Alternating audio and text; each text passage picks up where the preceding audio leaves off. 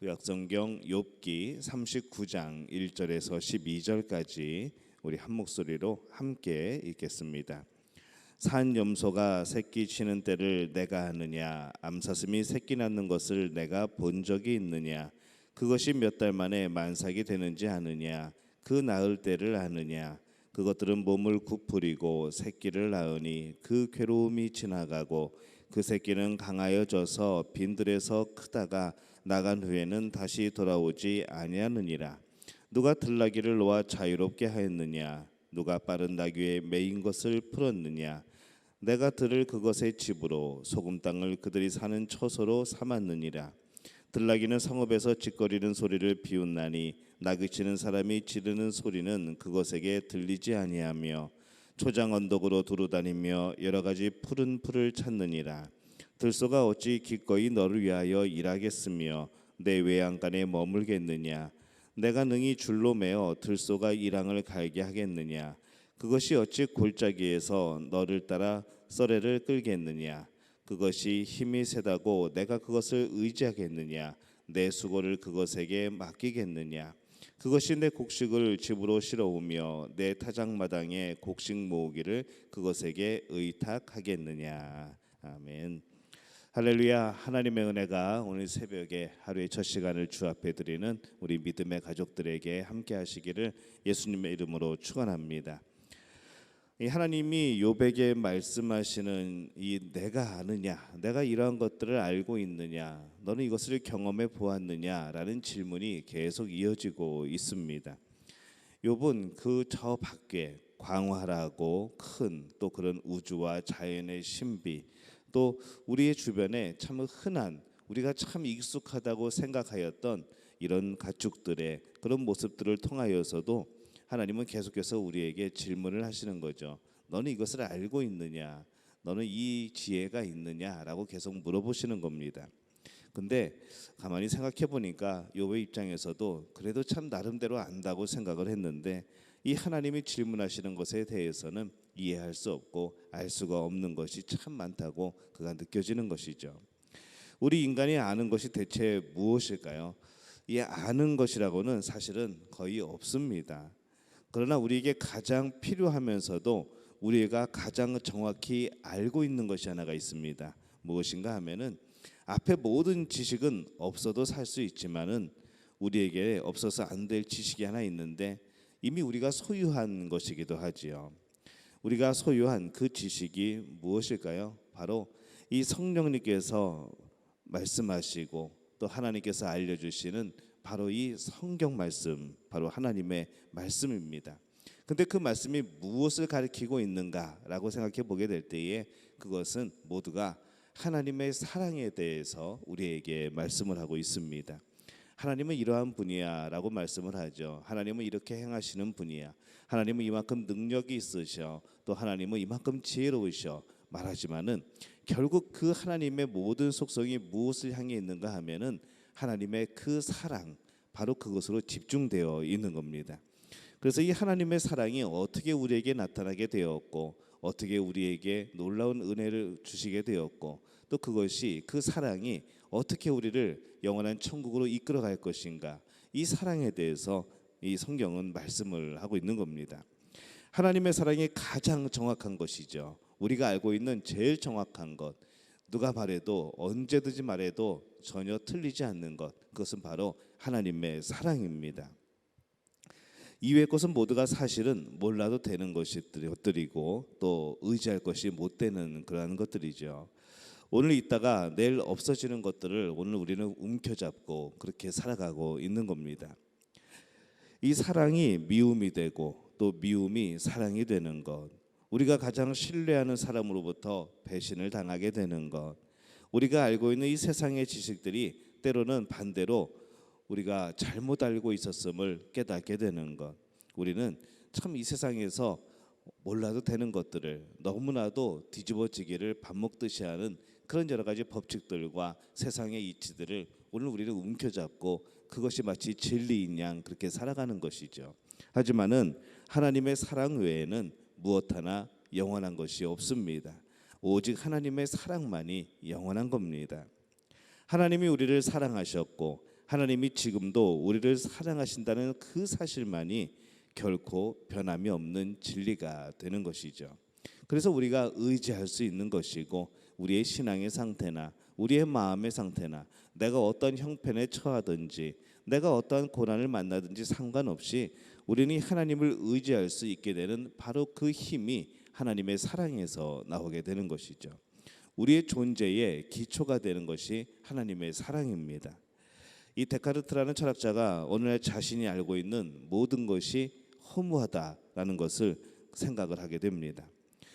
가만히 생각을 해보니까 이 자신이 알고 있는 모든 것이 실제로 보니까 아무것도 아니고, 또 때로는 그것이 부정될 수도 있고, 또 내가 알고 있는 것이 잘못 알고 있는 것일 수도 있다는 겁니다. 그래서 그는 가장 확실한 것이 무엇일까라고 고민을 하기 시작하죠. 그래서 그는 주위의 것들에 대해서 의심을 하기 시작합니다. 정말 그것이 진짜일까? 정말일까? 내 삶에서 이런 경험들이 있고 사람들은 이게 맞다고 하는데 정말일까라고 계속해서 의문을 품죠. 그러다 보니까 이 세상 모든 것들이 전부 다 부정되어지고 이것이 영원하지 않고 또 진리가 될 수 없는 것을 그가 발견을 합니다. 모든 것을 의심하고 부정하는데 가만히 생각해 보니까 절대로 부인할 수 없는 것, 변하지 않는 것 하나가 있는데, 그것이 무엇인가 하면은 다른 모든 것들을 부정하고 의심하는 바로 나라는 존재, 바로 그 존재만이 변하지 않는다는 것을 생각하게 되죠.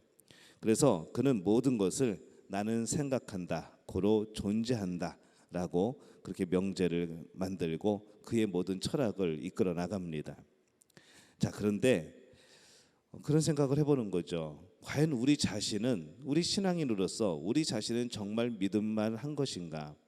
우리가 신앙인으로서 정말 내 생각은, 내 존재는 정말로 부정할 수 없는 그런 존재인가? 라고 생각하면 참 우리는 우리 자신도 의심스러운 그런 사람들입니다.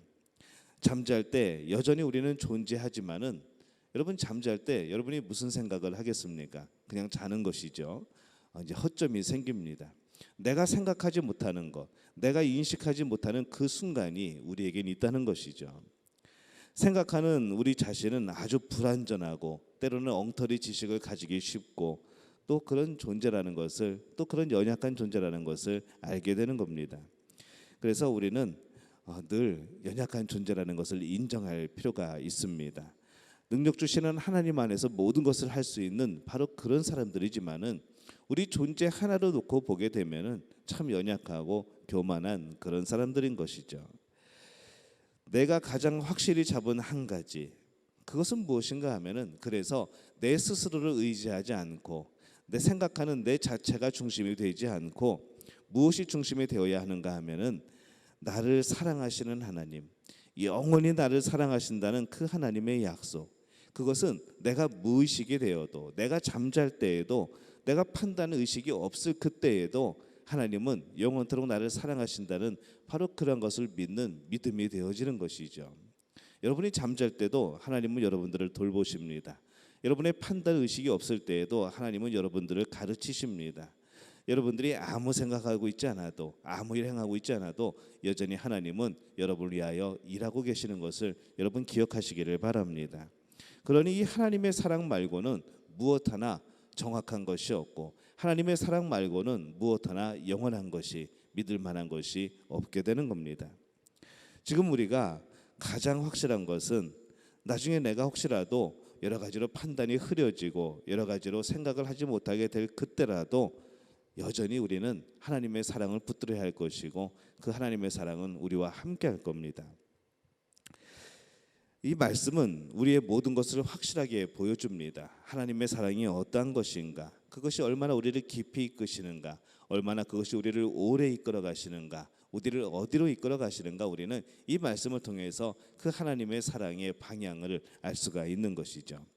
그래서 사실 우리의 삶의 주제는 무엇인가 하면은, 데카르트가 나는 생각한다, 고로 존재한다라고 말을 했지만은, 우리는 어떻게 우리의 명제를 세우는가 하면은, 하나님의 사랑이 나를 이끌어 가신다라는 우리는 명제를 낼 필요가 있는 것이죠. 이 하나님의 우리를 사랑하신다는 이 명제가 없으면은 사실 우리는 아무것도 아닌 게 되는 겁니다. 우리가 모든 것을 모르고 모든 것이 불확실하고 나 자신이 살아있다는 것조차도 확신하지 못해도 하나님은 나를 사랑하시는 분입니다. 그것은 영원한 약속 위에 세워진 그 사랑인 것이죠. 오늘 말씀에서 그렇게 길게 계속해서 하나님이 물어보시죠. 내가 아느냐? 네가 이것을 아느냐? 이것을 알고 있느냐라고 물어보십니다. 그것을 물어보시는 것은 그것을 우리가 알아야 된다고 말씀하는 것이 아닙니다. 너 이거 왜 모르고 있어? 라고 말하는 것이 아닙니다. 우리가 그것을 몰라도 여전히 살아가고 있다는 것을 말씀하는 것이죠. 우리의 지혜로는 이 세상을 운행할 수 없다는 겁니다. 그러면 우리가 몰라도 이 자세한 것들, 이 온 자연 만물의 이치를 몰라도 우리가 살아갈 수 있는 그 이유가 무엇인가라고 할 때에 하나님은 오늘 그것을 우리에게 하나님의 사랑이라고 말씀하고 계신 겁니다. 그래서 우리는 하나님 보시기에 여전히 가장 아름다운 존재로 이 땅을 살아가는 것이죠. 그런데 우리가 알고 있는 바 그 가장 확실한 진리를 고난이라는 것 때문에 흔들려서는 안 된다는 겁니다. 그 고난 때문에 하나님의 사랑을 부정해서는 안 된다는 것이죠. 욥의 경우에는 이 고난의 이유를 모른다는 것 때문에 그는 여러 번 흔들립니다. 그러나 우리에게는 어떤 고난이 있어도 우리가 기본으로 알고 있는 이 신뢰가 깨져도 우리의 모든 것이 혼란스러워도 우리가 알고 있는 바 하나님에 대한 사랑은 흔들림이 없어야 된다는 것이죠. 그 어느 것도 하나님의 사랑과 바꿀 수 있는 것은 없습니다. 그것은 우리의 기초입니다. 인테리어는 바꿔도 그 건물의 골조는 허물 수 없는 것이죠. 기초는 다시 세울 수 없습니다. 우리가 아는 가장 확실한 진리인 하나님이 우리를 사랑하신다.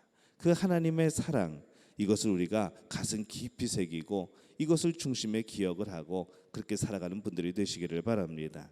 우리가 이 마음을 품고 살아가게 될 때에, 이것을 온전히 믿고 살아가게 될 때에 그 어떤 사건이나 그 어떤 문제들이나 고난이나 환난조차도 우리를 흔들지 못할 줄로 믿습니다. 오늘 이 하나님의 사랑에 깊이 뿌리 내리고 그것을 붙들고 흔들리지 않는 우리 믿음의 가족들이 되어지시기를 예수님의 이름으로 축원합니다.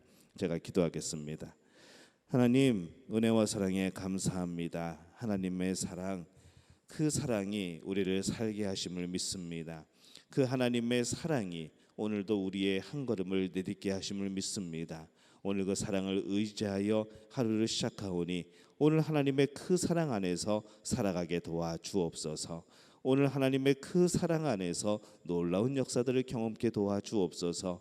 오늘 하나님을 의지합니다. 두렵고 떨리는 마음이지만 때로는 여러 가지로 불안한 마음이 들지만 그럼에도 불구하고 오늘 그 하나님의 사랑을 의지하여 오늘도 힘차게 달려나갑니다. 하나님, 우리 성도들의 삶을 지켜주옵소서. 오늘 우리 성도들의 삶을 붙들어 주옵소서. 보호하여 주시옵소서. 그리하여서 하루를 마칠 때마다 하나님이 이렇게 이끄셨다고, 여기까지 우리를 도우셨다고 고백하는 매 순간이 될 수 있도록 도와주옵소서. 모든 것을 주님께 의탁하옵고 예수님의 이름으로 간절히 축복하며 기도하옵나이다. 아멘.